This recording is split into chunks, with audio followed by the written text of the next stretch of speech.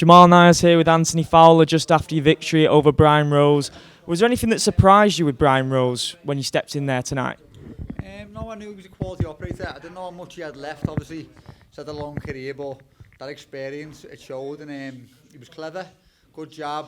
He was tough as well. I hit him with some lovely body shots, lovely head shots. And I buckled him, I think, around 9 or 10. And he showed a lot of heart. I didn't go for the knockout like I normally would have. Like, the old me would have tried to finish him off, but I thought, you know what, mate, I just get the win and go home. So I just stay patient behind my jab like I was all night, very patient. There were some brutal exchanges throughout that fight, but in the final round you really did let your hands go and showed off that speed and power. Was that something you were always planning, an emphatic finish, just to make it very clear to the judges? Not that you needed to at that point. It just did me, mate. I think it just did me. I want to put a show on. I would have said at the end of the started round, because I was caught. I thought I go all out, box behind my jab, I just ride the win out, but it just did me. I want to entertain, I want to knock people out, and when I had him going, I thought let's just close the show in style. But he showed a lot of heart, he stayed in there. I didn't want to get too reckless and then possibly get caught, possibly clash heads again, so I just got behind my jab and then I just ride the win out. How important do you think these past few months have been for you in terms of your growth as a fighter? Because you're not hid away from the experiences you've had after the Fitzgerald loss, not being able to sleep, constantly being on your mind. You've been itching to get back in there. You've now been back in there. You've righted a lot of those wrongs.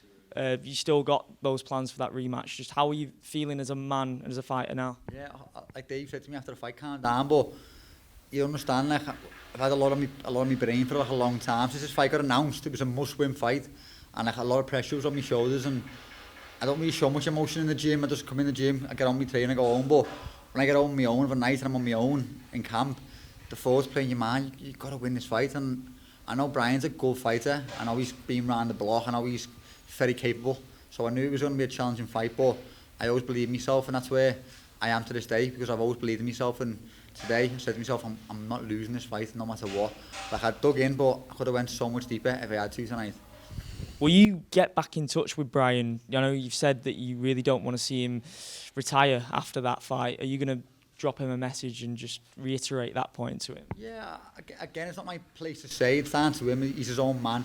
Whatever he wants to do, he'll do. But I do believe that he's got a lot left to give. He's entertaining.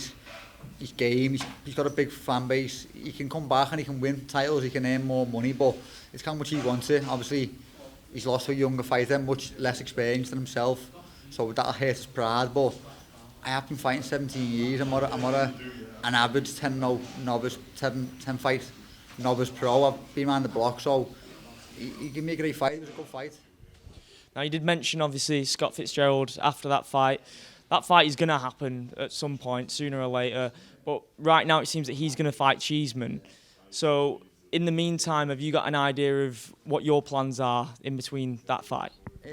Obviously, I'm just a boxer. I ain't in charge. Dave's in charge. Eddie's in charge. But I want to fight him. I think there's a show in Newcastle in October, and like, I do generally love Geordies. Like, I've got a lot of friends down there. The people seem to like me. I think Scousers and Geordies get on, so I'd love to fight then. Get a good fight again, no walkovers. I want to be in them type of fights every time. I don't want to train and live away from home on my own, or 12 weeks to go and fight a journeyman. I want to be in them fights with the fans like it. I enjoy it more, so I want to get another hard fight, same as that, same level of an opponent. Maybe defend this belt, and then I'll fight the winner of Cheeseman Scott in the end of the year. Would you say you're rooting for Scott purely from... I want to think of another word than selfish, but I can't really think of another word because there is a lot for you to gain from beating Scott at this point, isn't there? Yeah, I think we've still got unfinished business. Like, he shocked me that first fight. He knows he did. I wasn't expecting that at all. I thought it'd be an easy fight, whereas now I know that he's got that in him. He's got that dog in him. So I think next time round I'll be a lot more prepared, and I think it'll be an even better fight. So let's do it over 12 rounds for the British title. What a fight that'll be. Would you see the same type of fireworks in the press conferences that there were the first time, or do you think there'd be... Obviously, there's a mutual respect in the ring, but outside the ring, it is a different story, isn't it? Yeah, well, after the fight, I just threw my hands up. I had respect for him, but he's carried on saying his mouth, and I haven't. I've just said, you know what, lads, you at the win, you can enjoy it, do you know what I mean? But he's still being disrespectful and still trying to like take the I don't want to swear, but you know what I mean. So but still have dislike for him. I don't think I'll ever like him as a person, but there's complete opposites. He's a lunatic. He's a loon, but he's quite funny at times. I do laugh at some of the stuff, but he's half a barn pot. You know what I mean? He's a barn pot. He is a madman. But because he backed it up in that fight, the respect's there.